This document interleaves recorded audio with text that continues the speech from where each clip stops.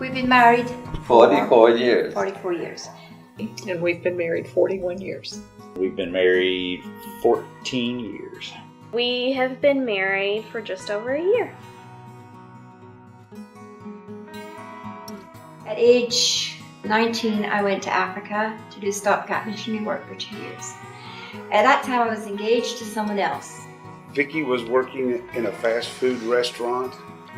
Gone through a rough patch in my life, and I was trying to figure some things out. It was my senior year of college, and she was one of the new students that came into the BCN. It didn't work out. I came back and I realized I didn't really love him. And I saw her behind the counter, and I told the guys that I was studying with I was going to marry her. I went to the first Saturday night service, and I was introduced to Stacy, and it's kind of ironic because we value truth in our marriage, but one of the first things I said to her was a lie. That's true. Because she asked if I knew PowerPoint, and I felt like I should, so I said yes. My first impression of Kara was she was this girl from Western Kentucky who was homesick. It's true, I was a little homesick my freshman year. So she gave me a ride home. And 2 weeks later, I proposed. I had been faced with the claims of the gospel 3 years before and turned it down. But then at this time, I knew that I needed a Savior. And so I got saved in the mission, and I felt a call to go into the mission. I realized, I told her I knew PowerPoint. I better learn it. So I opened up my laptop and started playing around with it. So I got a text from my small group leader that Bible study was going to be canceled because she was sick. And I remembered that Nikki had invited me to hang out with her at Zach's place. I know Zach, kind of, and he seems nice. That might be fun. At one point, my mom said, you two are pretty friendly, and you must understand that our mission is pretty strict. Her family didn't like me. No, they But didn't. of course, she was only 16 years old. It took a little convincing, but when she was 17, they signed the paper so we could get married. And I really was trying to come to that point where everything was God's.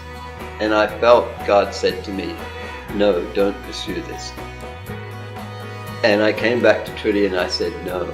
And it hit her hard. Well, I was a bit upset because here he is. I He hadn't said even God proposed, and yet I said God no. said no. And, well, who said yes? I mean, there wasn't even anything to say no about as far as I was concerned. We would spend hours on the phone back before you had unlimited cell phone minutes and before internet was really easily accessible. Later, when we did get together, I was telling my Bible study leader about that, and she was really excited that she got sick that night. God used it. Yes.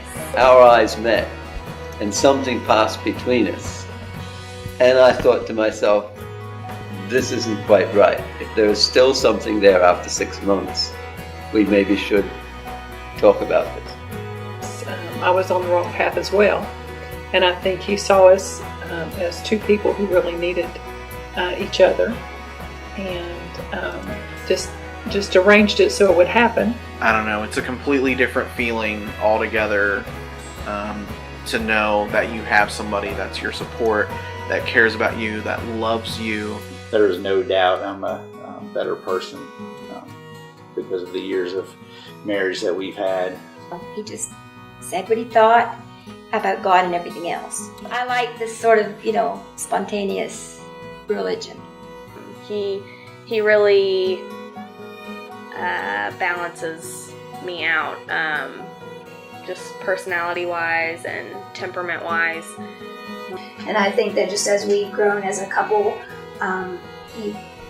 that's still true. I mean, where my weaknesses are is where he has his strengths, and so we balance each other out really well. The person that I was when I got married, that person would have either been dead or in prison by now. I have never seen another woman that I thought could compare to